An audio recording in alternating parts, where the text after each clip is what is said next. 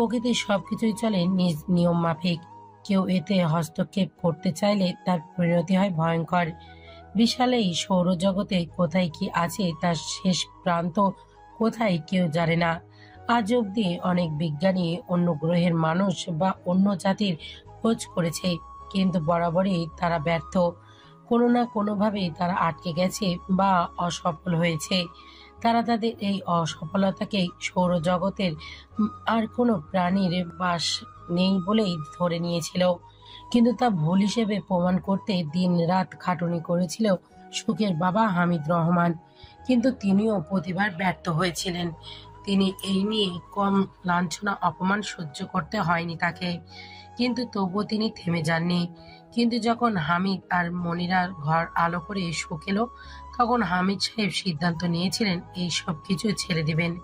তিনি নিজের জন্য নিজের স্ত্রী আর সন্তানকে অপমানিত হতে দিবেন না। সেই জন্য তিনি তার বাবার ব্যবসার হাল ধরেন, কিন্তু তবুও পৃথিবীর সবার আড়ালে তৈরি করেছিলেন নিজের ব্যক্তিগত রিসার্চ ল্যাব, বজায় রেখেছিলেন নিজের রিসার্চ। আজ পুনরায় সেই রিসার্চ ল্যাবে দাঁড়িয়ে আছেন তিনি। তার কোলে শায়িত ওনার 12 বছরের ছোট্ট সুখ, যার সম্পূর্ণ শরীর কালচে রং ধারণ করেছে। ওনার বুঝতে বাকি নেই এটা কোনো সাধারণ সাপ বা অন্য কোনো পোকার কারণে হয়নি। এটার পেছনে লুকায়িত রহস্য, হয়তো যে রহস্যের পেছনে তিনি ছুটেছে বহু বছর ধরে। এদিকে ওনার স্ত্রী কেঁদে চলেছে অবিরাম। তুমি সুখ পাখিকে এখানে কেন এনেছো হামিদ?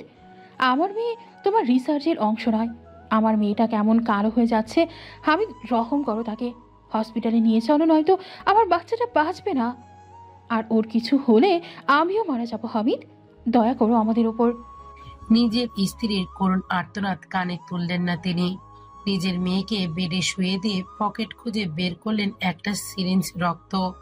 মেয়েকে গাড়িতে তুলতেই তিনি ছুটে গিয়েছিলেন আইহানের রক্ত নিতে, কারণ ওনার দৃষ্টি গিয়েছিল আইহানের মুখে লেগে থাকা রক্তবিন্দুর দিকে। তাতেই ওনার সন্দেহ হয়, তাই দ্রুত তার রক্ত নিয়ে আসেন সাথে করে। হামিদুর রহমান মেয়েকে বেডে রাখতেই মনিরা বেগম মেয়েকে কোলে তুলে সেখান থেকে নিয়ে যেতে নিলে বাধা দেয় হামিদ। এই কাজ করো না মনি, এতে তোমার সুখ পাখির বিপদ। আমি আমার মেয়ের খারাপ চাই না মনি, আমার উপরে ভরসা রাখো। এই মুহূর্তে কোনো ডাক্তার বুঝবে না সুখ পাখির কি হয়েছে। তারা উল্টো আমার ছোট পাখির জানটা নিয়ে তাদের রিসার্চের অংশ করে ফেলবে। চড়া দামে বিদেশে বিক্রি করতেও তারা ভাববে না, কারণ সুখ পাখির শরীরে কোনো সাধারণ বিষ নেই। এটা ভয়ঙ্কর বিষ যার অ্যান্টিডট কারো কাছে নেই। আর রক্তে এই বিষ ছড়িয়ে পড়েছে, যার কারণে সুখের রক্ত এই বিষ মিশে গেছে। বুঝতে পারছো তারা সুখ পাখির সাথে কি করবে?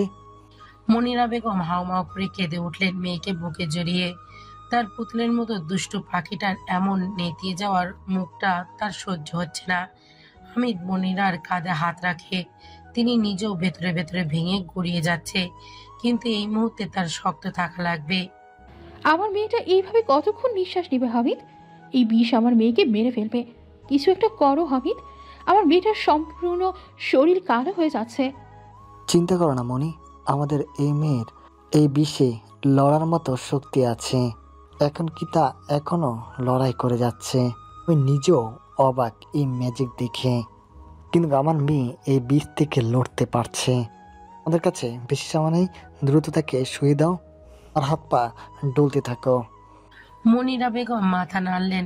তিনি হামিদের কথা মতো কাজ করলেন। এদিকে হামিদ আইহানের রক্ত নিয়ে পর্যবেক্ষণ করতে থাকলেন। অদ্ভুতভাবে আইহানের রক্তে সুখের বিষের রক্তে কিছু ফোঁটা দিতেই রক্তের রং বদলাতে শুরু করলো। আইহানের রক্ত স্বাভাবিক রক্তের মতো না, কিছুটা কালচে ভাব তাতে। কিন্তু সুখের বিষ রক্ত আর আইহানের রক্ত মিলিয়ে দিতেই সেই রং বদলে সোনালী রং ধারণ করে, যা স্বাভাবিক মানুষ দেখলে অবাক হতে বাধ্য। হামিদ ভয়ে ভয়ে সে অ্যান্টিডোট সুখের শরীরে ইনজেক্ট করতেই কয়েক মিনিটের ব্যবধানে সুখের শরীরের রং বদলাতে শুরু করে। হামিদ আর মনিরা খুশিতে আত্মহারা হয়ে যায়, কিন্তু সুখের জ্ঞান ফিরতে সময় নেয় 3 দিন পরে নিজেদের বাড়িতে ফিরতেই 4 দিনের বেলায় সেখানে উপস্থিত হন শরীফ মির্জা। মোটা অঙ্কের টাকার বিনিময়ে কিনে নিতে চান তিনি সুখকে। হামিদ রহমান রাগান্বিত হয়ে ওনাকে পুলিশে দেওয়ার হুমকি দিলে তিনি ভয় পাওয়ার পরিবর্তে উচ্চ শব্দে হেসে উঠলেন। আমি শরীফ মির্জা, আমার শরীরে হাত দিবে এমন পুলিশ এই শহরে কেন, সম্পূর্ণ বাংলাদেশে নেই। কথাটা ভুলে গেলে চলবে না মিস্টার রায়হান। আপনার মেয়েকে আমার ভালো লেগেছে, তাই এত শান্ত স্বরে কথা বলছি। না হলে এতক্ষণে আপনার মেয়েকে তুলে নিয়ে যেতে আমার বেশি সময় লাগতো না। আজ আসি, ভাবনা চিন্তা করান, কিন্তু উত্তর আমি হ্যাঁ হিসাবেই চাই, কেমন? শরীফ মির্জা চলে যেতেই কাগজের ওপর ধাপ করে বসে পড়েন হামিদ রহমান। ঘরের মধ্যে মনিরা বেগম শোককে বুকে জড়িয়ে কান্না করছেন। ছোট্ট একটা মেয়ের দিকে কিভাবে কেউ লালসার চোখে তাকাতে পারে জানা নেই তাদের। হামিদ রহমানের দিকে এগিয়ে আসে মনিরা। কতদিন পালাবো আমরা মনি? মির্জাদের শক্তি সম্পর্কে তোমার কোনো ধারণা নেই। তারা চাইলে গর্তের ভিতর থেকে হলেও বের করে আনে। নিজেদের প্রয়োজন মেটাতে তারা যে কোনো পর্যায়ে যেতে পারে। মনিরা বেগম চিন্তিত হয়ে পড়ে। তাহলে কি করব এখন হামিদ? আমার মেয়েকে নিয়ে কই যাব? কিভাবে রক্ষা করব তাকে? যেখানে প্রশাসন অবধি আমাদের তাদের কবজায়, সেখানে কে সাহায্য করবে আমাদের? হামিদ রায়হান কিছুক্ষণ ভাবে চিন্তিত গলায় উত্তর দেন। আমাদের সাহায্য করতে পারবে শুধু একজন। মনিরা বেগম উৎসুক কণ্ঠে জিজ্ঞেস করে, কে হামিদ? হামিদ রায়হান বড় একটা নিঃশ্বাস ফেলে বলে ওঠেন, শারিয়ার মির্জা। তিনি চাইলে প্রশাসন কেন, মন্ত্রী মিনিস্টার প্রতিষ্ঠান দিতে বাধ্য হবে। মনিরা বেগম অবাক হন। কিন্তু শাহরিয়ার আঙ্কেল তো দেশে নেই, উনি ওনার ব্রাঞ্চের কাজে বিদেশে গেছে। কবে ফিরবে তাও জানা নেই কারো। হামিদ রায়হান আত্মবিশ্বাসী কণ্ঠে বলে ওঠেন, এই জন্য শরীফ মির্জার পাকা গজিয়েছে।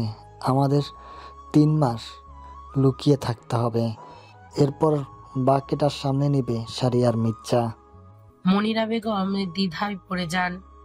আঙ্কেল কোনো নিজের ছেলের বিরুদ্ধে গিয়ে আমাদের সাহায্য করবেন?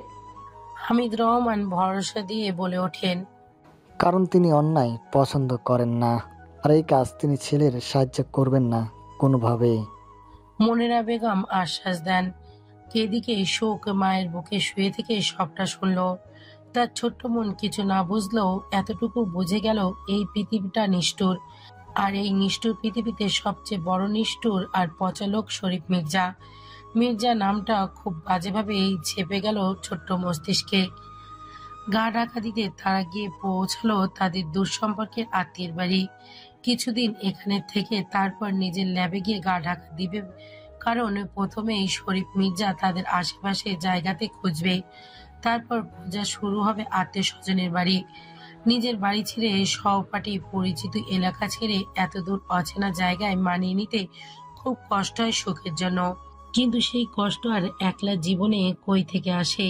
তার হিমু ভাই পুরো নাম হিমালয় হক। সুখের জীবনে 3টে মাস কেটে যায় বদ্ধ বাড়িতে। বাবা মা সকাল সকাল বেরিয়ে যেত কাজে, পাশে থাকতো হিমালয়, যে ছিল তার থেকে 6 বছরের বড়। দিন শেষে এই তার খেলার সাথী ছিল তার হিমু ভাই। এদিকে শরীফ মির্জা পাগল প্রায় হয়ে যায় সুখকে খুঁজে না পেয়ে। এমন কোনো জায়গা তিনি বাদ রাখেননি যেখানে তিনি সুখকে খোঁজেননি, কিন্তু কোথাও তিনি তাদের অস্তিত্ব পাননি। এদিকে শাহরিয়ার মির্জা আসার সময়ও ঘনিয়ে এসেছে, কিন্তু তিনি এটা বুঝতে পারেননি তার ছেলে ওই মেয়ের জন্য ধীরে ধীরে উন্মাদ হয়ে উঠছে। তার পথে সবচেয়ে বড় কাঁটা তার ছেলে হতে যাচ্ছে। পানির মতো সময় গড়িয়ে গেল, কবে কেউ টের পায়নি। এদিকে ছোট্ট সুখ 13 বছরে পা দেয়। অপরদিকে তার একমাত্র খেলার সাথী তার হিমুবাই দীর্ঘ সময়ের জন্য বাড়ি জমিয়েছে বিদেশে। হাতে ধরিয়ে গেছে কয়েকটা চিঠি, যা খোলার অনুমতি তাকে দিয়ে গেছে তার যাওয়ার অনেক পরে। সুখও বাধ্য মেয়ের মতো সেই চিঠিগুলো যত্নে রেখে দিয়েছিল তার জাদু বক্সে। এদিকে শাহরিয়ার মির্জা দেশে আসার কথা কানে আসে হামিদ রায়হানের। ভরসার আলো খুঁজে পান তিনি। ছুটে যান স্ত্রী আর সন্তানকে নিয়ে মির্জা প্যালেসে, কিন্তু মাঝ রাস্তায় তাদের আটকে ফেলে শরীফ মির্জা। হামিদ রায়হান আর মনিরা বেগম ভয় পেয়ে যান, দ্রুত সুখকে গাড়িতে রেখেই নেমে যান। শরীফ মনে করে সুখ গাড়িতে নেই, তাই গাড়ির দিকে না এগিয়ে হামিদ ও মনিরার দিকে এগিয়ে যায়। ছোট্ট সুখের সামনেই নির্মমভাবে হত্যা করে তার মা বাবাকে।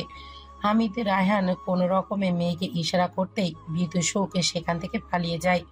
কোনো রকমে 2 দিনের মাথায় পৌঁছায় সে নিজের বাড়িতে। সেখানে যেতেই সে থমকে যায়। তাদের বাড়ির চৌকাঠে জ্বলন্ত লাশ হয়ে পড়ে আছে তার বাবা মা। চেনার উপায় নেই, তাদের চামড়া গলে হাড় বেরিয়ে গেছে। ছোট্ট সুখ কান্না করতে ভুলে যায়, যেন সে পাথর রূপে পরিণত হয়ে গেছে। কোনো রকম তার চাচারা তার বাবা আর মাকে দাফন করে আসে। এরই মধ্যে শরীফ মির্জা কাল হয়ে আসে সুখের জীবনে।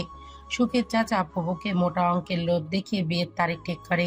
ইতিমধ্যে নিজের সন্তানের এমন কুরুচিপূর্ণ ধারণা তাদের কানে না গেলেও এটা জানতে পারে সুখের চাচা চাচি ফুপারা বয়স্ক কারোর সাথে সুখের বিয়ে ঠিক করেছে টাকার বিনিময়ে। নিজের প্রিয় বন্ধুর নাতির সাথে এমন কাজ কোনো মতেই মানতে পারছে না শাহরিয়ার মির্জা। নাতিকে নিয়ে রওনা দেয় সুখ পাখির বাড়ির উদ্দেশ্যে। শরীফ মির্জা আসার আগেই তার থেকে দ্বিগুণ টাকা তার চাচাদের মুখে ছুঁড়ে মেরে সুখের সাথে আইহানের বিয়ে দিয়ে দেয়। বর্তমান জ্ঞান ফিরতেই সুখ উঠে বসে। তার বুঝতে বাকি থাকে না কাজটা কার। সুখ একটু বোকামি করেছে বইকে, কিন্তু অবশ্যই ভালো হয়েছে। ওই শরীফ মির্জার চ্যাপ্টারটা এবার বন্ধ হওয়া উচিত। শরীফ মির্জা নিজেও জানে না সে নিজের হাতে নিজেই মৃত্যুকে দাওয়াত দিয়েছে। মানুষের আসলে ভালো থাকতে ভালো লাগে না। কি সুন্দর বেঁচেছিলেন মিস্টার মির্জা, কিন্তু না, আপনার এই পৃথিবী মনে হয় আর ভালোই লাগছে না। কথাটা বলে হেসে দিয়ে আবার নিজে অবাক হয়। তার সম্পূর্ণ বিশ্বাস আইহান আসবে, কিন্তু তার কি এই বিশ্বাস হওয়াটা উচিত ছিল? মন বলছে ও তোকে ভালোবাসে, সে আসবে, তাকে আসতেই হবে। কিন্তু মস্তিষ্ক বলছে সে তার দায়িত্ব পালন করতে হলেও আসবে। কি আজব কথা! মস্তিষ্কের কথা সুখের পছন্দ হলো না। সে আইহানের দায়িত্ব না, ভালোবাসা। কথাটা ভাবতেই তার বুক কেঁপে উঠল। এই দৃঢ়তা কিভাবে সৃষ্টি হলো তার মনে? সুখের ভাবনার মাঝেই দরজা খুলে প্রবেশ করলেন শরীফ মির্জা। ঠোঁটের কোণায় তার শয়তানি হাসি, চোখ লালসায় পরিপূর্ণ। সুখের গা গোলালো। অন্যদিকে তাকিয়ে বমি করতে চাইলো, কিন্তু পেটে খালি হওয়ায় বমি হলো না তার। এইসব দেখে জোরে হেসে উঠল শরীফ। এত ঢং করে কিছু হবে না। ভালোভাবে তোমাকে আমার করতে চেয়েছিলাম, বিয়ে করে আমার স্ত্রী বানাতে চেয়েছিলাম। কিন্তু তুই তো রক্ষিতা হতে চাস, তাই তো? রক্ষিত হয়ে থাক। তোকে প্রতিনিয়ত অবৈধভাবে ভোগ করব, আর তুই প্রতিদিন নিজের মৃত্যু কামনা করবি, কিন্তু মৃত্যু তোকে ধরা দিবে না। শরীফের কথা শেষ হতেই হেসে ওঠে সুখ। শরীফ ভ্যাবাচাকা খেয়ে যায়। এমন একটা পরিস্থিতিতে শোকের মতো নরম মেয়ে, যেখানে ভয়ে কাঁপাকাঁপি করা উচিত, সে হাসছে কিভাবে? কার সাহসে সুখের মনে শরীফের জন্য ভয় নেই? আসুন মিস্টার মির্জা, বসুন। আপনার সাথে গল্প করি, কয়েক ঘন্টায় তো আর বেঁচে আছেন। আসুন, আপনাকে কিছু গল্প শোনাই আজ, কিন্তু প্রশ্নের উত্তর দিই কিছু। আপনাদের সবার মনেই একটা প্রশ্ন, সেদিন কেন আমি আর আহিয়ান বিয়ে করেছিলাম, কেন আমি পালিয়ে যাইনি, ব্লা ব্লা, রাইট? শরীফ অবাক হয়, আবার তার মনে কৌতূহল জাগে। আসলেই এই প্রশ্নের উত্তর সে জানতে চায়। বহুদিন থেকেই সবচেয়ে বড় ধাঁধা, কেন তার ছেলে বিয়েতে রাজি হয়েছিল। আইহান কারো কথা শোনার ছেলে তো না। শরীফ মির্জা চেয়ার টেনে বসে পড়ে সুখের সামনে। সুখ আলতো হেসে চোখ বন্ধ করে সেদিনের কথা ভাবতে থাকে। অতীত। আইহান বিয়ের কথা শুনতেই ক্ষিপ্ত হয়ে ওঠে। তার জীবনে কারোর জায়গা নেই বলে ঘোষণা করে। সেখান থেকে চলে যেতে নিলেই তাকে ডাক দেয় সুখ। ছোট্ট সুখ বুঝেছিল তার জীবন এমনিতেই এলোমেলো হয়ে গেছে। শরীফ মির্জা তাকে শেষ করতে যে কোনো পর্যায়ে চলে যাবে। এই মুহূর্তে শরীফের হাত থেকে নিজেকে রক্ষা করার একটাই উপায়, আর তা হলো তার ছেলেকে বিয়ে করে ফেলা। এতে শরীফ মির্জা এমনিতেই হেরে যাবে। আর এই পৃথিবীতে সে শুধু মির্জা বাড়িতে সুরক্ষিত যতদিন নিজের বাবা মায়ের প্রতিশোধ নিতে না পারে, ততদিন অবধি তাকে সুরক্ষিত থাকতেই হবে। আপনি চলে যান এখান থেকে। আমি বিয়ে করব না আপনাকে। আপনার থেকে ওই বুড়ো লোকটা শতাধিক ভালো। আপনি অনেক বাজে রাক্ষস। আমি চাই না আপনাকে বিয়ে করতে। আপনার সাথে বিয়ে হলে আমি নিজে জীবন দিয়ে দেব। চিকন মেয়েলি বাচ্চা কণ্ঠ শুনে পেছনে তাকায় আইহান। তাতেই তার হৃদস্পন্দন থেমে যায় কয়েক সেকেন্ডের জন্য। আবারও সেই মুখ, কিন্তু আগের মতো গোলগাল না, কিছুটা শুকিয়েছে। তার চোখে স্পষ্ট যন্ত্রণা, কালো গর্ত, যা দেখে আইহানের বুকটা হু করে ওঠে। আমাকে বিয়ে করতে কি সমস্যা? সুখ আকাশপানে তাকায়। তারা ভর্তি আকাশের দিকে তাকিয়ে দীর্ঘশ্বাস ফেলে বলে ওঠে, আমি এতিম মির্জা সাহেব। এই সম্পূর্ণ পৃথিবীতে আমি একা। আমার এই একাকিত্ব দূর করার জন্য আমার পাশে কারো প্রয়োজন নেই। আপনাকে আরও না, আর আপনি পারবেনও না, কারণ আমার পাশে থাকতে হলে ধৈর্য প্রয়োজন, সামনের মানুষকে বোঝার শক্তি প্রয়োজন, যা আপনার নেই। আপনি অনুভূতিহীন, আপনাকে আমার সহ্য হয় না একদমই। আমি আপনার কোনোদিনও হব না, কখনো হব না। আর তার সাক্ষী হিসেবে থাকবে এই সম্পূর্ণ আকাশ। শেষের কথাটা পছন্দ হয় না। এমনিতেই সে সুখকে বিয়ে করত, কিন্তু এখন সুখকে সে বিয়ে করেই ছাড়বে। তার জেদটাকে সম্পূর্ণ করতেই হবে। আহিয়ান এক প্রকার রেগে জায়গাটা ছেড়ে ভেতরে প্রবেশ করে। আইহানের গমন পথের দিকে তাকিয়ে সুখ হাসে। সে জানতো আইহানের ইগো হার্ট হবে, আর হলো তাই। সুখ বিড়বিড় করে বলে উঠল, প্রস্তুত হয়ে যান শরীফ মির্জা, আপনার সমাপ্তির দিন শুরু হয়ে গেছে আজ থেকে।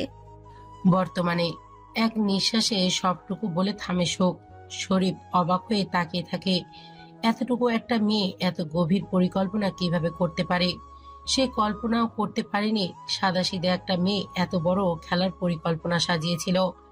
আপনি কল্পনাও করতে পারবেন না শরীফ মির্জা, আপনার ভয়ঙ্কর মৃত্যুর আশায় আমি কত কি সহ্য করেছি।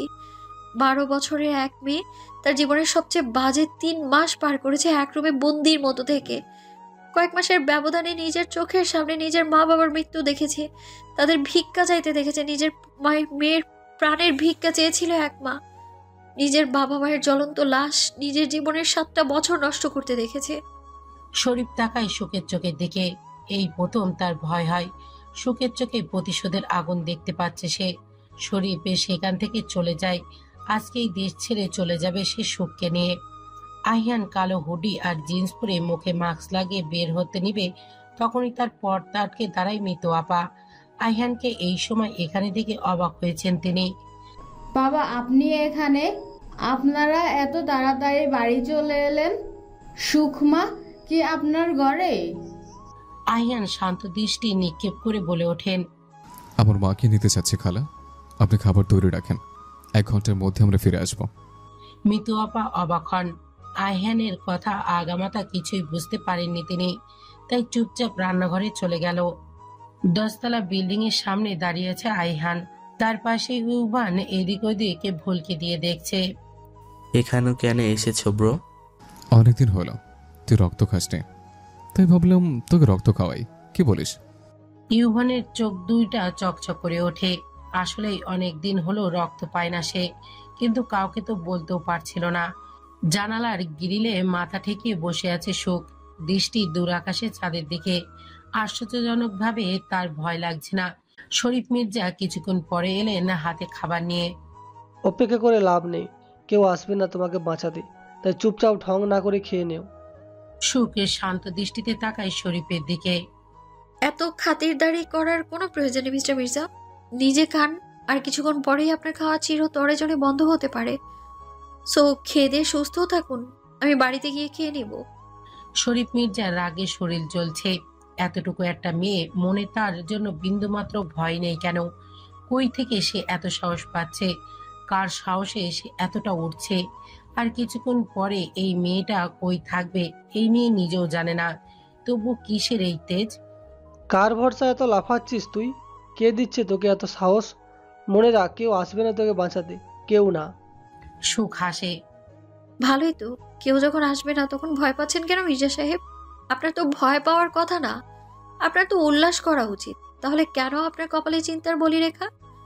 আপনি খুব ভালোভাবেই জানেন আপনার কাল হয়ে কে আসছে, আর আমি কার সাহসে উড়ে বেড়াচ্ছি।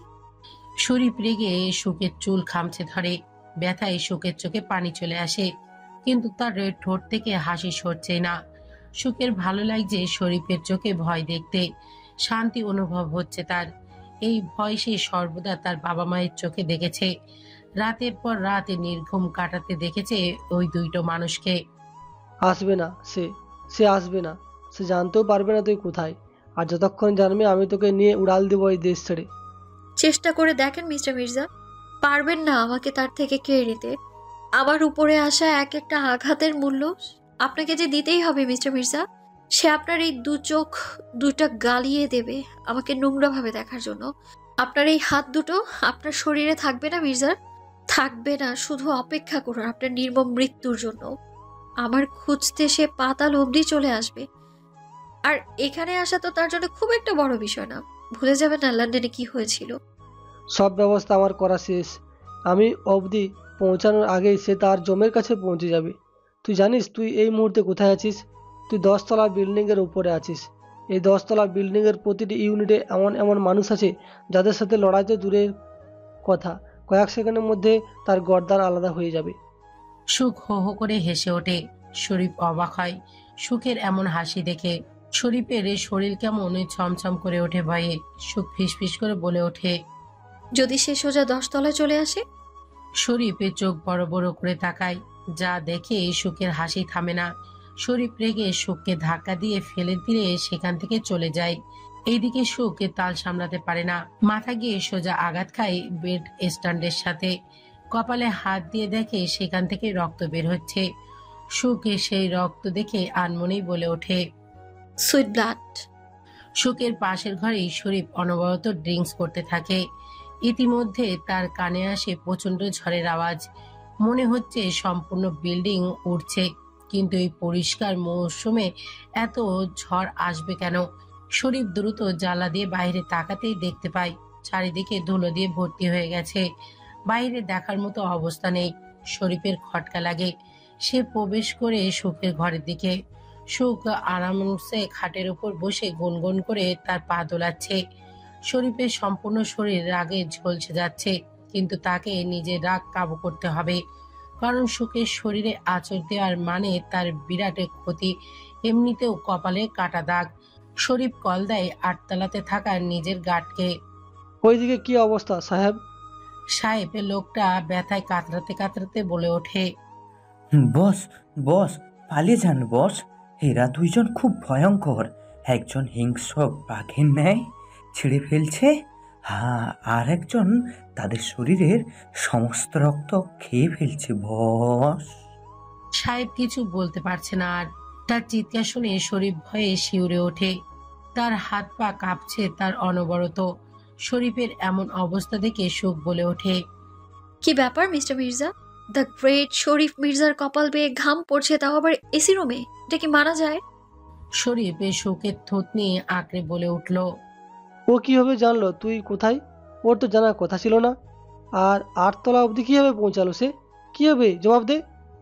জবাবটা না হয় আমি দেই শরীফ মির্জা। শরীফের ঘাড় বেয়ে সূক্ষ্ম ঘাম বেয়ে গেল পিঠ দিয়ে। তার কলিজা কাঁপছে, ভয় লাগছে তার। কি আজব, কিন্তু না, এইভাবে তো সে শেষ হবে না, কোনোদিনও না। শরীফ নিজের পেটের কাছে গুজে রাখা চাকুটা বের করে সুখের গলায় চেপে ধরে, যা দেখে আইহান হাসে। চেয়ারে শরীর এলিয়ে দিয়ে বলে ওঠে, আমার বাচ্চা মো তোমার থেকে আশা করিনি ড্যাড।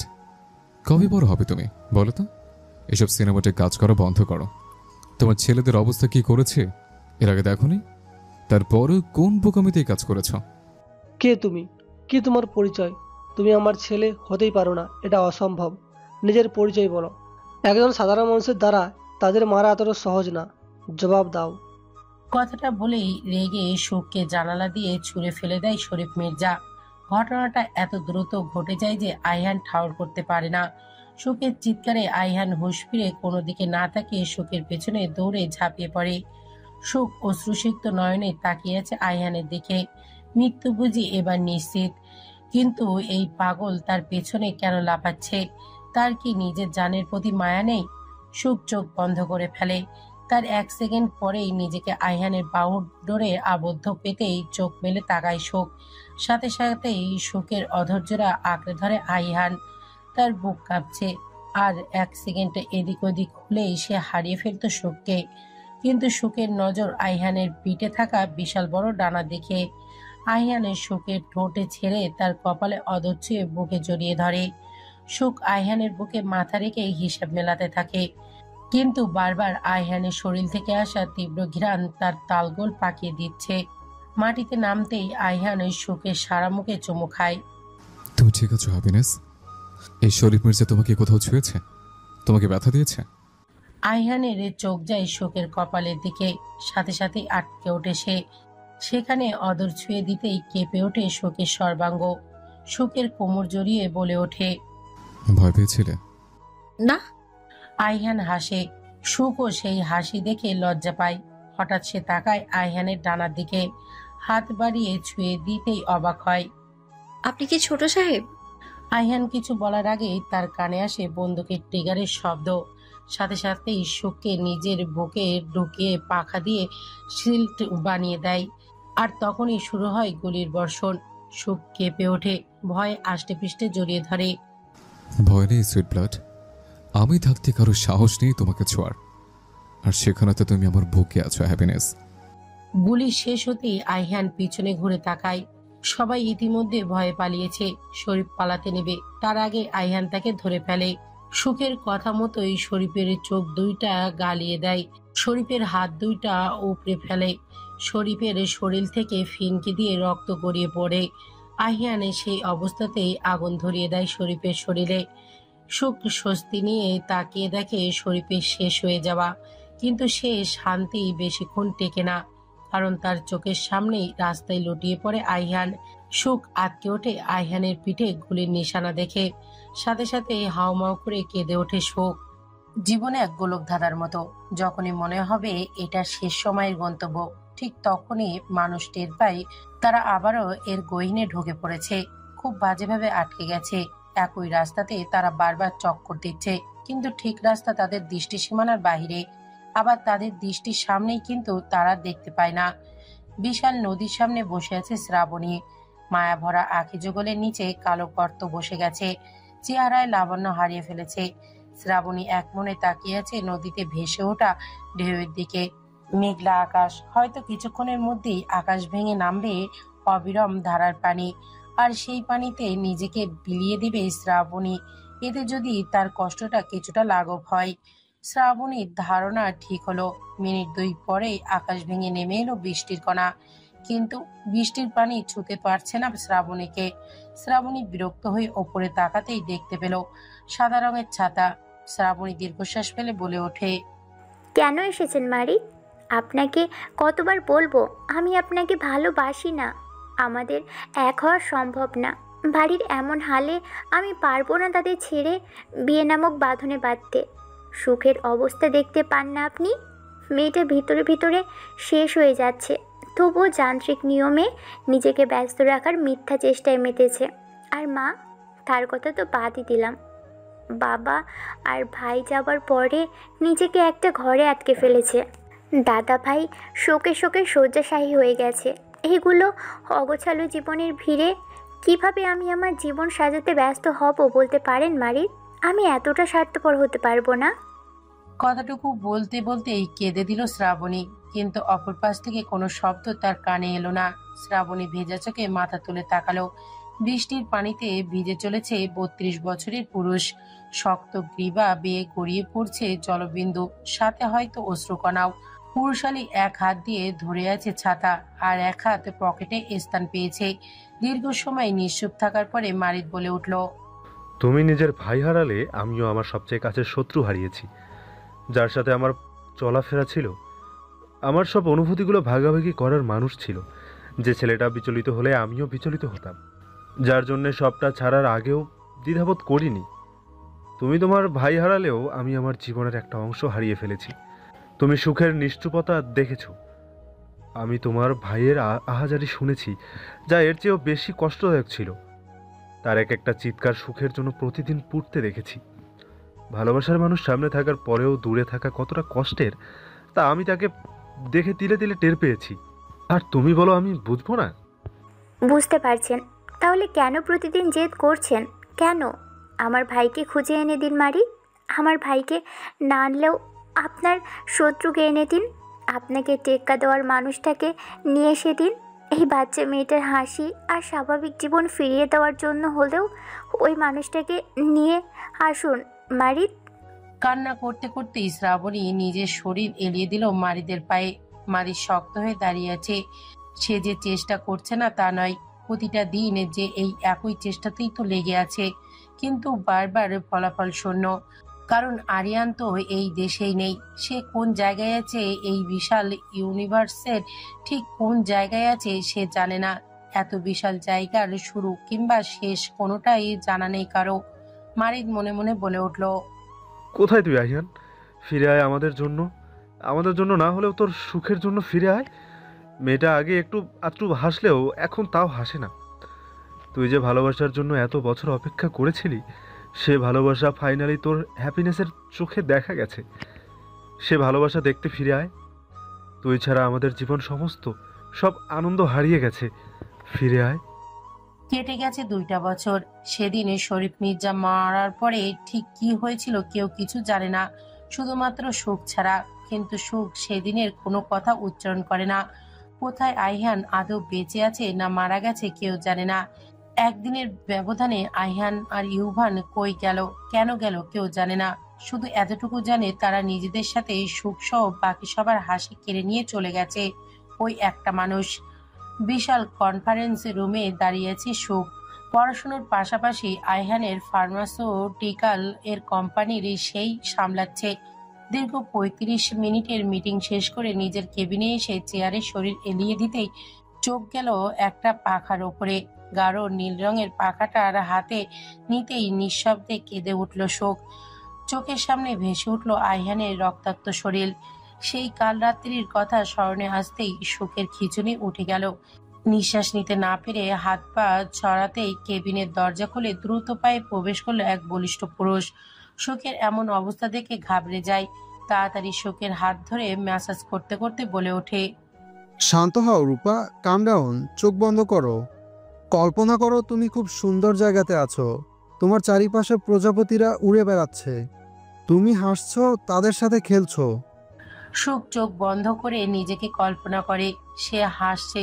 প্রজাপতি নিয়ে তাকে ঘিরে উড়ে বেড়াচ্ছে অসংখ্য প্রজাপতি। কিন্তু হঠাৎ সব প্রজাপতি উড়ে যায় আর সেই জায়গায় ভরে যায় ঈগল দিয়ে। সুখ তাদের থেকে রক্ষা পেতেই দৌড় দেয়। ঠিক তখনই শক্ত পুরুষালী বুকে লেপটে যায় সে। চিরপরিচিতি হৃদস্পন্দন কানে আসতেই শান্ত হয়ে যায় সুখ।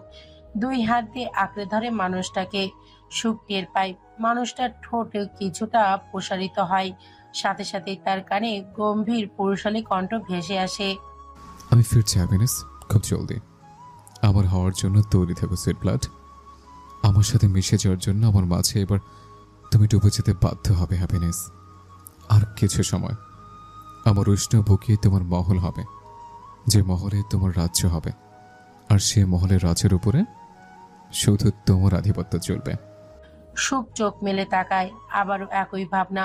সুখ যাই ভাবতে যাক না কেন কোনো সমাপ্তি হয় না। অপরিচিত পুরুষের আলিঙ্গনে আর তার বলা নেশাক্ত কিছু বাণীতে। কিন্তু তার অপেক্ষা ফোরালো না। 2 বছরের অপেক্ষা আর কতটা দীর্ঘ হতে চলেছে সে জানে না।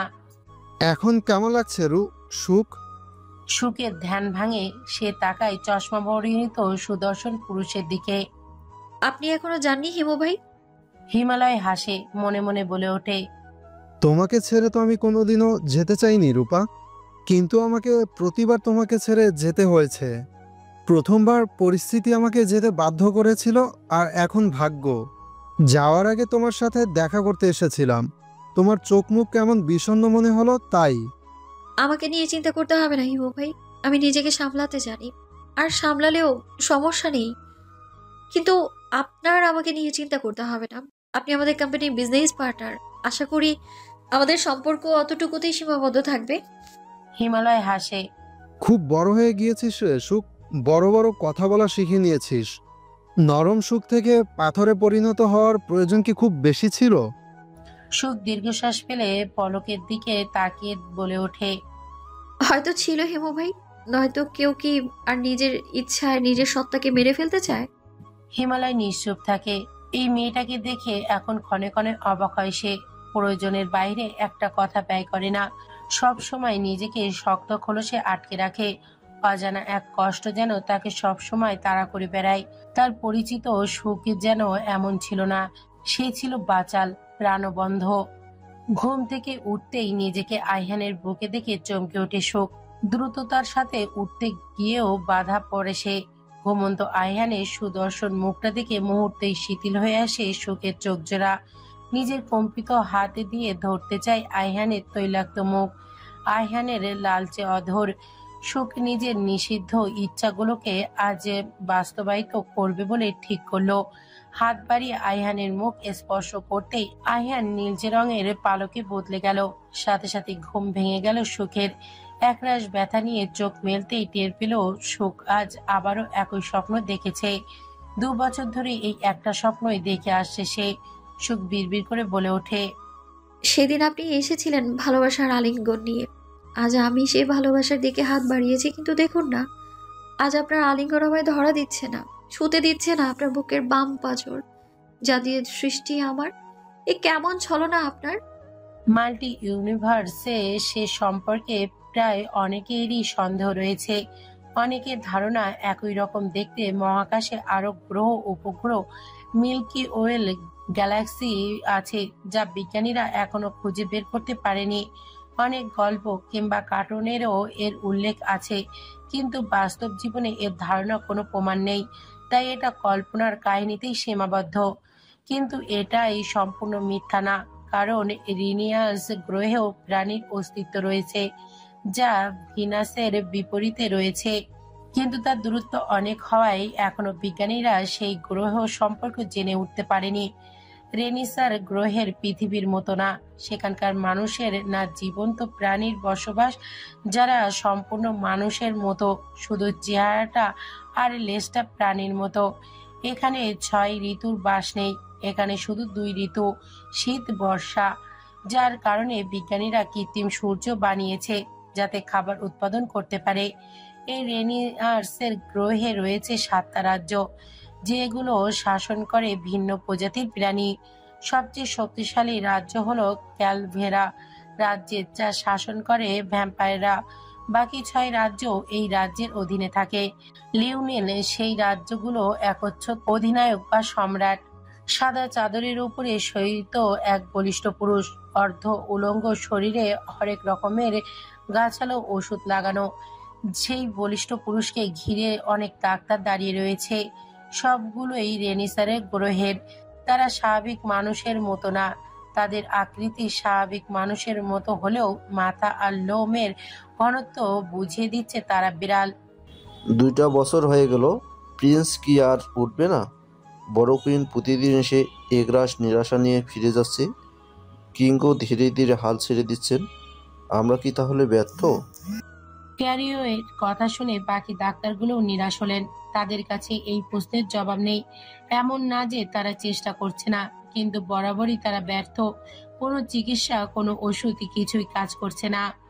এটা আমার মেডিকেল সায়েন্সের আয়ত্তের মধ্যে নেই ক্যারিও। এবার কোনো চমৎকারই ওনাকে সুস্থ করতে পারে। বড় কুইন আর কিংকে ডাকো, হয়তো বাবা মায়ের ডাক, রক্তের ডাক কাজ দিবে। লিওয়ের সাথে বাকিরাও সম্মতি দিল। ক্যারিও চলে গেল তাদের ডাকতে। ডাক্তাররা তাকালো আয়হানের দিকে, কেমন নিথর হয়ে পড়ে আছে, যেন তার মাঝে জীবন নেই। হৃদয়টা কেউ বের করে নিয়েছে, শুধু সে অপেক্ষার প্রহর গুনছে। দরজার পেছনে লুকিয়ে ইউভান সবটা শুনল, তার চোখেও পানি। নিজের ব্রোয়ের এই অবস্থা 2 বছর থেকে দেখে আসছে সে। সেদিন রক্তমাখা আয়হানকে নিয়ে ফিরে এসেছিল তারা নিজ গ্রহে, কারণ আয়হানের চিকিৎসা পৃথিবীতে সম্ভব ছিল না। তাই সুখে নিজেও বাধা দেয়নি, কারণ আয়হান যে স্বাভাবিক মানুষ না তা তো সে বুঝে গিয়েছিল। তাই বাধা দেওয়ার মানে আয়হানের আরো ক্ষতি করা। 24টা বুলেট একটা শরীরে গেঁথেছে। স্বাভাবিক মানুষ হলে 2টা গুলি যথেষ্ট ছিল মেরে ফেলার জন্য। ইউভানের বুক চিরে দীর্ঘশ্বাস বেরিয়ে আসে। সে আর সেখানে না দাঁড়িয়ে উড়াল দেয়, শুধু সুন্দর ফুল আর গাছের পরিপূর্ণ এক গুহার সামনে এসে দাঁড়ায়। এই গুহা সম্পূর্ণ হীরা দ্বারা তৈরি। ইউভান একটা পাথরের উপরে বসতেই একটা বিশাল ড্রাগন তার দিকে এগিয়ে আসে। ইউভানের নিকট এসে সেই মানুষরূপী নেই ভয়ঙ্কর ড্রাগনের মুহূর্তেই একটা রমণীতে পরিণত হয়, যার হাতে খুব সুন্দর নীল রত্ন। খুব যত্ন সহকারে রত্নটা ইউভানের মুকুটে পরিয়ে দিতেই ইউভান তাকায়। কেমন আছেন প্রিন্স? ড্রাগনটা আলতো হেসে প্রশ্ন করতেই ইউভান হাসতে পারে না। ড্রাগনেরও মন খারাপ হয়ে যায়। 2টা বছরে সে ইউভানের বাচ্চামো দেখে না, যে বাচ্চামোতে পুরো রাজ্য মেতে থাকতো। সেই হাসি আজ, বাচ্চামো আজকেও গায়েব। কি এত কষ্ট তার প্রিন্সেসের, বুঝে পায় না ড্রাগনা। আপনি এমন নিশ্চুপ কেন হয়ে যাচ্ছেন প্রিন্স? দেখেন, রাজ্য সম্পূর্ণ মেঘলা, শুধু আপনার উদাসীনতার জন্য। ইউভানের চোখ বেয়ে 2 ফোঁটা পানি গড়িয়ে পড়ে। সব এলোমেলো হয়ে গেছে ড্রাগনরা। আমার ভাবি মা আমাকে কোনোদিনও ক্ষমা করবে না। ব্রো জ্ঞান ফেরার পরে আমার দিকে ঘৃণায় তাকাবে না। আমি ব্রো এর বেঁচে থাকার কারণ কেড়ে নিয়েছি। আমি ভাবি মার ভালো থাকা কেড়ে নিয়েছি। এই প্রকৃতিও আমাকে ক্ষমা করবে না। আমি কি করব? আপনি কোনো ভুল করেননি। আপনার ব্রো এই রাজ্যের ভবিষ্যৎ সম্রাট। তার বাড়ি এখানে, রাজ্য এখানে, তার আপন মানুষজন সবাই এখানে। আজ হোক বা কাল তাকে এখানে আসা লাগতোই। আর সেখানে থাকলে কি আপনার ব্রো বেঁচে থাকতো? এখানে তাও একটু হলেও সম্ভাবনা আছে তার বেঁচে যাওয়ার, কিন্তু সেখানে থাকলে জীবনেও সম্ভব হতো না। তাই নিজেকে দোষ দেবেন না প্লিজ। নিজেকে বড্ড অপরাধী লাগছে। তাহলে যাও নিজের ভাবি মাকে এখানে নিয়ে এসো। হঠাৎ মেয়েলি কণ্ঠে দুজনে তাকায়। ইউভান নিজের মাকে দেখে অভিমানে মুখ ফিরিয়ে নেয়। আহত হন ইলেসিয়া। আজ 2টা বছর ছেলে তার সাথে ঠিকভাবে কথা বলে না, তার সাথে জেদ করে না। মা হিসেবে ব্যাপারটা মেনে নিতে যে এলেসিয়ার কষ্ট হয়, কিন্তু উনিও যে বাধ্য ছিলেন। কোনোভাবেই ছেলেকে পুনরায় পৃথিবীতে পাঠাতে মন মানছিল না। কিন্তু এখন যে ইউভানকে যেতে দিতে হবে, বড় একটা নিঃশ্বাস নিয়ে বলে ওঠেন ইলেসিয়া। আর কতদিন মায়ের সাথে রাগ করে থাকবে পুত্র? যাও তোমার ভাবি মাকে নিয়ে এসো এখানে। তোমার বাবা অর্থাৎ সম্রাট নিজেই এর অনুমতি দিয়েছে। ইউভান অবাক চোখে তাকায়। কথাটা তার বিশ্বাস হচ্ছে না। সে তার মুখের ভঙ্গি দেখেই বুঝতে পারল ড্রাগনা। সে ইউভানের হাতে আস্তে করে চিমটি দিয়ে বলে উঠল, সম্রাট অনুমতি দিয়েছে প্রিন্স, যান আপনার ভাবি মাকে নিয়ে আসুন। ইউভান এবার বাচ্চাদের মতো খুশিতে লাফিয়ে উঠে ড্রাগনাকে জড়িয়ে ধরে। হঠাৎ তেমন কাজে হকচকিয়ে ওঠে ড্রাগনা। ইউভানের স্পর্শে তার মনকে মুহূর্তে এলোমেলো করে ফেলে। সাথে কুইনের সামনে এমন পরিস্থিতিতে লজ্জাও পায় বেশ। অবশ্য ইলেসিয়ার এদিকে তেমন কোনো লক্ষ্য নেই। সে তো ব্যস্ত ছেলের এত মাস পরে ফুটে ওঠা হাসির দিকে। তিনি মনে মনে বলে ওঠে, তোমার নামের সাথে তোমার মিল আছে সুখ। তোমার নাম নিতেই যে আমার ছেলেটা প্রাণবন্ত হয়ে গেল। কি জাদু আছে তোমার মধ্যে মেয়ে। তোমাকে দেখার জন্য যে আমারও তর সইছে না। ইউভান ড্রাগনাকে ছেড়ে দিয়ে বলে ওঠে, আমাকে খুব সুন্দর সুন্দর কিছু রত্ন দিবা ড্রাগনরা। আমি আবার ভাবি মায়ের জন্য চুড়ি বানাবো। তা দিয়ে কি সুন্দর লাগে জানো ওইগুলো যখন ভাবি মায়ের হাতে পড়ে। ড্রাগনা চুরি জিনিসটা চিনল না, কিন্তু ইউভানের হাসি মুখে দেখে স্বাচ্ছন্দ্যে এগিয়ে গেল রত্ন নেয়ার জন্য। এই পুরো কিংডমে তাকে দেখে সবাই ভয় পায়। শুধুমাত্র এই একটা ছেলে যে তাকে বন্ধুর মতো মনে করে, তার সাথে কথা বলে, তার একাকিত্ব দূর করে। এই বাচ্চা স্বভাবের যুবক কবে কোন সময় ড্রাগনের শক্ত হৃদয়টাকে দখল করেছে সে নিজেও বুঝতে পারেনি। কিন্তু দিন শেষে এই একটা কথা চরম সত্য, সে হলো ড্রাগন, যার কর্তব্য হলো রক্ষা করা এই কিংডমকে, এই পাহাড়কে। আর ইউভান হলো প্রিন্স। তাদের বন্ধুত্বই যেখানে মেনে নেওয়া যায় না, সেখানে অন্য কোনো সম্পর্কের ব্যাপার হাস্যকর বটে। ইন বাংলাদেশ, আইহানের ঘরে আইহানের পাখার একটা পালক হাতে নিয়ে গুটিসুটি হয়ে শুয়ে আছে সুখ। তার পরনে আইহানের শার্ট, যা থেকে ভেসে আসে আইহানের সুঘ্রাণ। সুখের উত্থান মনকে শান্ত করতে এই একটা উপায় অবশিষ্ট তার কাছে। কিন্তু আজকাল এতেও যেন সুখের মন ভরছে না। খুব করে আইহানের সান্নিধ্য চাইছে সে, কিন্তু তা কি সম্ভব? কোথায় আপনি আহিয়ান? আমাকে দুঃখের বেলায় ভাসিয়ে কই হারিয়ে গেলেন আপনি? আপনি নিজেই তো বাধ্য করেছিলেন আপনাকে ভালোবাসতে। আজ যখন আপনাকে আমি চাইছি, আপনি কেন আবারও চলে গেলেন? প্রতিবার কেন আমায় বিপদ মুক্ত করে চলে যান দূরে? কেন থাকেন না আমার কাছে? আপনি কি আর ফিরবেন না আহিয়ান? নিজের দুনিয়ায় গিয়ে কি আমায় ভুলে গেলেন আপনি? সুখ ডুকরে কেঁদে ওঠে। হঠাৎ তার চোখ যায় তার হাতে থাকা পালকে জ্বলে উঠল। নিস্তেজ পালকটা হঠাৎ করে হাওয়ায় ওড়ার জন্য ছটফট করে উঠল। সুখ হতভম্ব হয়ে তাকে রইল নীলচে রঙের পালকে লাল হয়ে যাওয়া দৃশ্য। ঋতু বড় বৈচিত্র্যময়। বাংলাদেশের মেঘ কখন ধরণীতে নেমে আসে কেউ এটা আগে ভাবতে পারে না। হঠাৎ এই বর্ষণকে অনেকেই ভেবে নেয় আকাশ কান্না করছে তাদের সাথে, তাদের কষ্টে। আজও ঠিক সেইভাবেই নিয়মের বিপরীতে গিয়ে ধরণীতে নেমেছে ভারী বর্ষা। এই ঝুম বর্ষাতেই কোনো কিছুর পরোয়া না করেই মাঝ রাস্তায় নেমে পড়ে সুখ। দুই হাত মেলে ভিজতে থাকে। হঠাৎ করেই বৃষ্টি থেমে যায়। সবাই নিজ জায়গায় জমে যায়। সুখ ধীরে ধীরে চোখ খুলে প্রকৃতির এই অবস্থা দেখে চমকে ওঠে। হাত দিয়ে বৃষ্টির পানিকে স্পষ্ট করার চেষ্টা করে।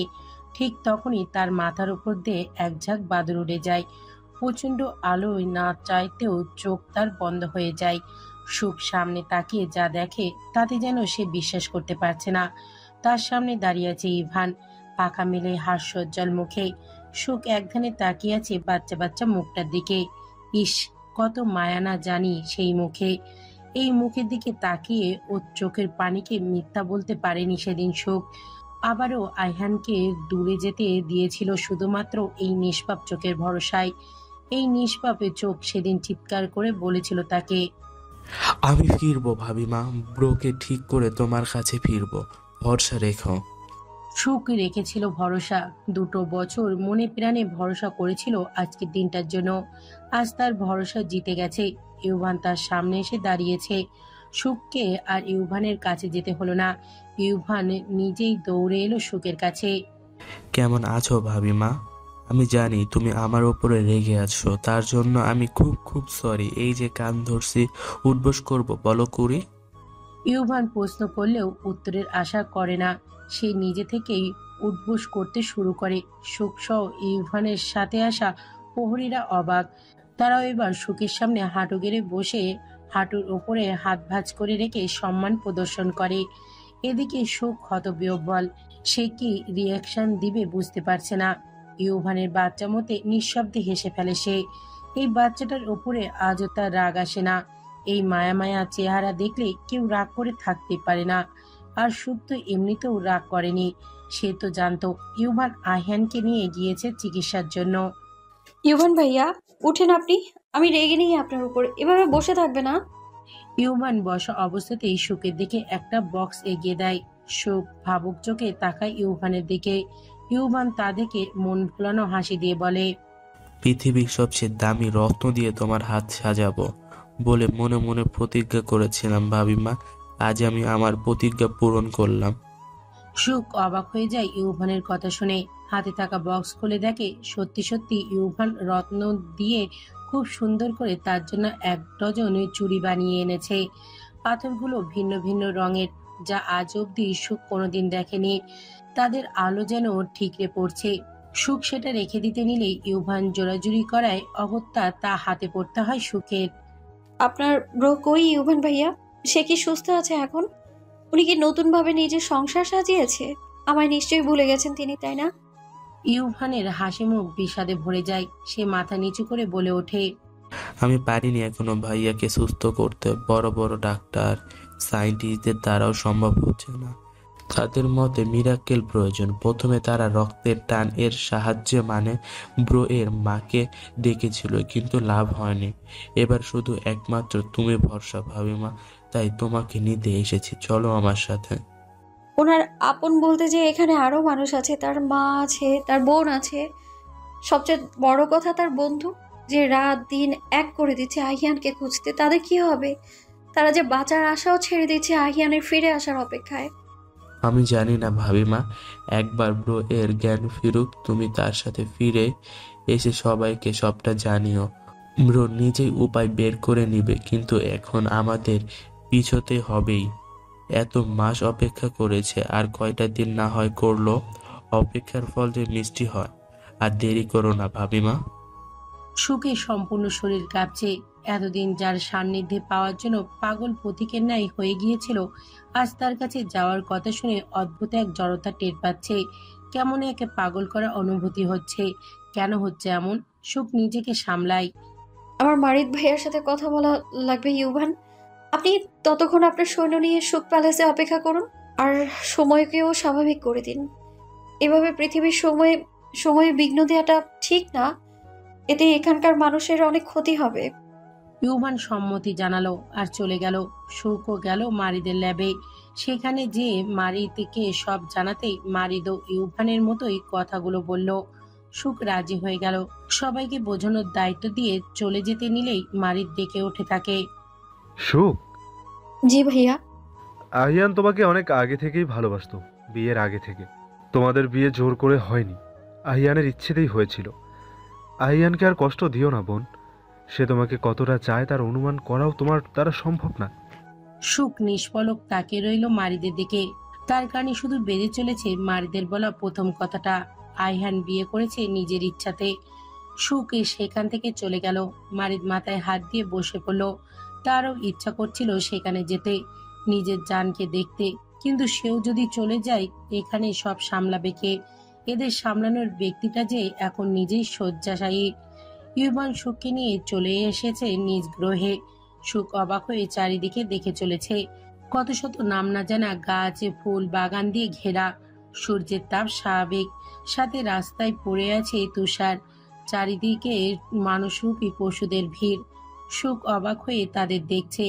হঠাৎ তাদের সামনে দাঁড়ায় ঘোড়া, যারা দাঁড়িয়ে আছে তাদের হাতে পালকি। তোমার জন্য আইনেস পাঠিয়েছে, উঠে পড়ুন। সুখ অবাক হয়ে তাকালো ইউভানের দিকে। ইউভান দাঁত বের করে সুখকে হাত বাড়িয়ে দিল। সুখ ইতস্তত করে উঠে বসলো। প্রহরী, আমার ভাবিমার যেন কোনো অসুবিধা হয় না, তাই তার ঘর আর যাবতীয় জিনিস প্রস্তুত করো। তাকে সঙ্গ দেওয়ার জন্য চুলবুলিকে ডেকে পাঠাও। প্রহরী দুজন ইউভানের আদেশ পালন করতে চলে গেল, আর ঘোড়ার গাড়ি ইউভান আর সুখকে নিয়ে গেল আহিয়ানের নিকট। সুখ সেই জায়গায় পৌঁছে কিছুটা অবাক হলো। এখানে সিকিউরিটি ভীষণ করা। বিশাল বড় ভবনকে ঘিরে রেখেছে সহস্রধারী প্রহরী, যেন কোনো কিছু থেকে রক্ষা করার অগ্রিম পরিকল্পনা। এখানে এত সিকিউরিটির ব্যবস্থা কেন ইউভান ভাইয়া? আমাদের শত্রু রাজ্য কোনোভাবে টের পেয়েছে বড় বাবার ছেলেকে আমরা ফিরে পেয়েছি অসুস্থ অবস্থায়, এই জন্য তাকে আঘাত করার চেষ্টা হতে পারে, সেজন্য এত কড়া ব্যবস্থা। শত্রু রাজ্য? এই ব্যাপারে আমিও ঠিক জানি না, মা বাবা কিং তোমাকে হয়তো জানাবে। সুখ আর কিছু বলল না। হঠাৎ করেই তার হৃদয় স্পন্দনের গতি অস্বাভাবিক মাত্রায় বেড়ে গেল। এতক্ষণে দেবে থাকা অস্থিরতা যেন মুহূর্তেই দ্বিগুণ আকার ধারণ করলো। আর কয়েক ধাপ তারপর তার এত মাসের প্রতীক্ষা শেষ। কিন্তু সেই প্রতীক্ষা কি আদৌ শেষ হবে? সুখ কি সহ্য করতে পারবে আইহানের এমন অবস্থা? আইহানের এই অবস্থার জন্য তো সে নিজে দায়ী। তার জন্যই এত সব কিছু হয়েছে, নয়তো আইহানের জীবনটা এমনভাবে বদলে যেত না। আইহানের সামনে দাঁড়িয়েছে সুখ। তার হাঁটু জোড়া কাঁপছে, দাঁড়ানোর শক্তি অবধি পাচ্ছে না সে। সুখ কম্পিত হাত দিয়ে ছুঁয়ে দেয় আইহানের গাল, খোঁচা খোঁচা দাড়ির জায়গা। নিয়েছে ঘন চাপ দাড়ি, সর্বদা জেল দিয়ে সেট করে রাখা চুলগুলো উস্কো খুস্কো এলোমেলো। আইহানের বলিষ্ঠ শরীর নেতিয়ে আছে বিছানায়। সুখ কুপিয়ে উঠল। অদ্ভুত এক অপরাধবোধ আষ্টেপৃষ্টে জড়িয়ে ধরল তাকে। অজ্ঞান হয়ে পড়ে থাকা আইহানের বুকে লুটিয়ে পড়ল সে। আপনি এভাবে শুয়ে আছেন কেন মির্জা সাহেব? উঠুন, বিরক্ত হন, রাগ করুন, পাগলামো করুন, চলুন না এই অবেলার বৃষ্টিতে পুনরায় শরীর এলিয়ে দিই। বৃষ্টির ফোঁটা আমাদের শরীরে লেপ্টে যাক। আর কত জ্বালাবেন মির্জা সাহেব? এই এক জীবনে আর কত শাস্তি দেবেন আমায় আপনি? এবার কি আমাকে একটু শান্তি দেবেন না? আমি যে আমার নামের মতো সুখী হতে চাই মির্জা সাহেব। কথাটা বলেই আয়ানকে জাপড়ে ধরেই সুখ ফুপিয়ে কান্না করে ওঠে। তার চোখের প্রতিটা পানি গড়িয়ে পড়ে আইহানের উন্মুক্ত বুকে। দরজার সামনে দাঁড়িয়ে এমন অবস্থা দেখে রেগে যান বড় রানী ক্যাথরিন। এই কাকে নিয়ে এসেছো ইউভান?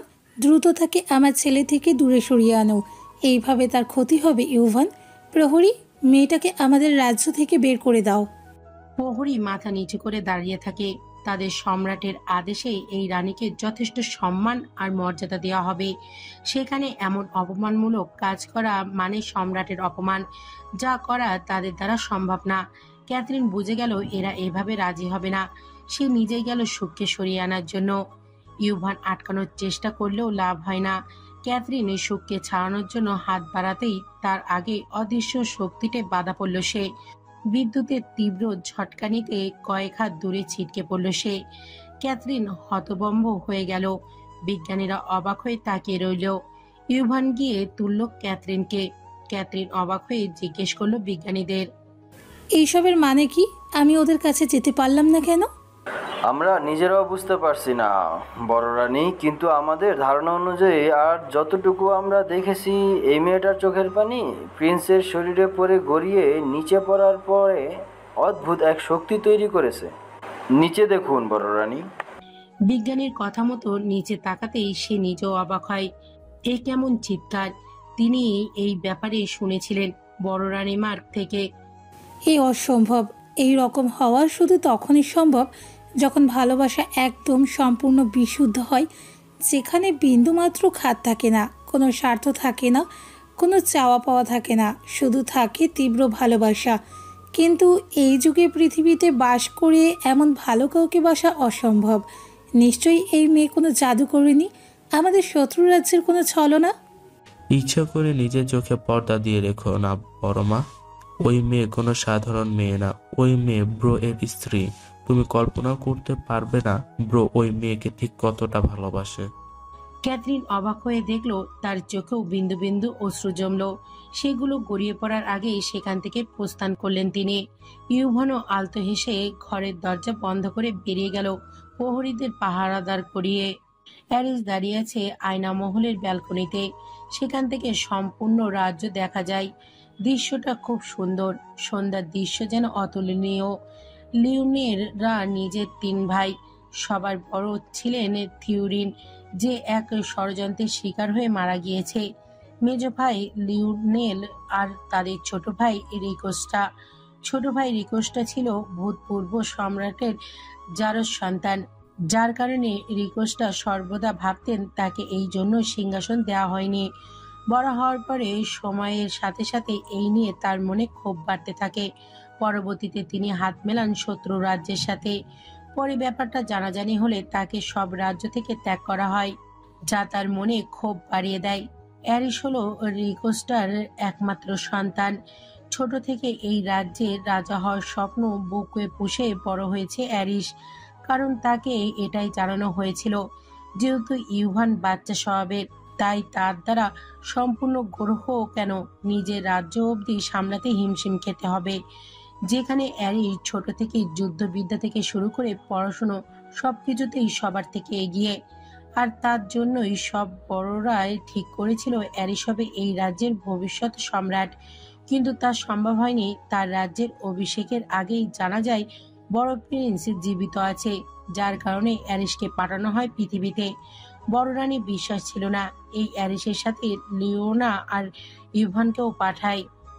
আকস্মিক কাঁধে কারোর হাতের ছোঁয়া পেতেই ভরকে যায় অ্যারিস। লিওনা টের পায় অ্যারিসের ভরকে যাওয়া, তাই সে হেসে অ্যারিসের বুকে মাথা রাখে। সাথে সাথে অ্যারিসের বুকটা যেন শান্ত হয়ে যায়। কি ভাবছো এরিস? তোমাকে হারিয়ে ফেলার দিন ঘনিয়ে আসছে লিওনা। খুব শীঘ্রই তোমাকে ছিনিয়ে নেওয়া হবে আমার থেকে। আমাদের ভালোবাসা অপূর্ণ থেকে যাবে লিওনা। অ্যারিসের এমন কথায় কেঁপে ওঠে লিওনা। হাতের বাঁধন আরো দৃঢ় করে।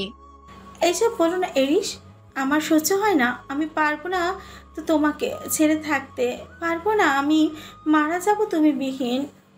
বাস্তবতা এটাই। তুমি তোমার রাজ্যের ভবিষ্যৎ রানী। সেখানে তোমার বাবা আর যাই হোক সামান্য সেনাপ্রধানের কাছে তোমাকে বিয়ে দেব না। যেখানে তোমাকে বিয়ের প্রস্তাব দিলে সব রাজ্যের রাজা প্রিন্স সবাই রাজি হবে।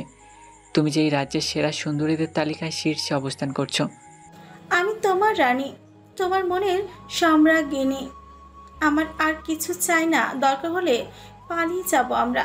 তবুও এসব বলো না। তুমি এত শক্তিশালী, চাইলে একাই সব সৈনিককে পরাস্ত করতে পারবা। তাহলে কিসের জন্য ভয় পাচ্ছ? তুমি খুব ভালোভাবেই জানো এই শহরের নিয়ম, যা ভাঙন করলে মৃত্যুদণ্ড অনিবার্য। লিওনা কিছু না বলেই চুপচাপ পড়ে থাকে অ্যারিসের বুকে। ভবিষ্যৎ নিয়ে দুজনের এই ভাবনার শেষ নেই, কিন্তু দিন শেষে তারা নিরুপায়। খুব যত্ন সহকারে আইহানের সম্পূর্ণ শরীরে মুছিয়ে দিচ্ছে সুখ। আইহানের লম্বা দাড়ি চুল সবটাই কেটে নিয়েছে সেই নাপতি থেকে। সুখ আইহানের শরীর মুছিয়ে সেই বাটিটা রেখে আসতে যেতে কিভাবে কোনা দিয়ে তার হাত হালকা কেটে যায়। সেখান থেকে রক্ত পড়তে থাকে, কিন্তু সেদিকে সুখের খেয়াল পড়ে না। সে আইহানের কাছে এসে আনমনেই তাকিয়ে রয় আইহানের পাশে। আইহানের চুলে হাত বুলাতে গিয়ে নিজের হাতে রক্ত দেখে আটকে ওঠে। হাতটা নিজের সামনে ধরতেই এক ফোঁটা রক্ত গিয়ে পড়ে আইহানের ঠোঁটে। সাথে সাথেই মনিটরে হার্টবিটের মাত্রা বেড়ে গেল। সুখ অবাক চোখে তাকিয়ে দেখলো মনিটরের যে হার্টবিট এতক্ষণ খুব ধীর গতিতে বিট করছিল, একদম না। এই পর্যায়ে এক নিমেষেই সেই গতি স্বাভাবিকের বেশি হয়ে গেল। এটা কি আসলেই চমৎকার? সুখ আইহানের পাশ থেকে সরে বের হয়ে যেতে নিবে এমন সময় আইহান আঁকড়ে ধরে সুখের হাত। সুখ অবাক নেত্রে দেখে যায় আইহানের শক্ত বাঁধন। কই বলেছে হ্যাপিনেস? এবার আর পালানোর রাস্তা নেই তোমার। এবারে বুকের মাঝে তোমাকে বাস করতে হবে অনন্তকালের জন্য। সুখ ফুপিয়ে ওঠে। আইহানের হাত ধরে অবস্থাতেই মেঝেতে বসে পড়ে। তার নিজের চোখ কানকে বিশ্বাস হচ্ছে না, সবটাই কল্পনা মনে হচ্ছে।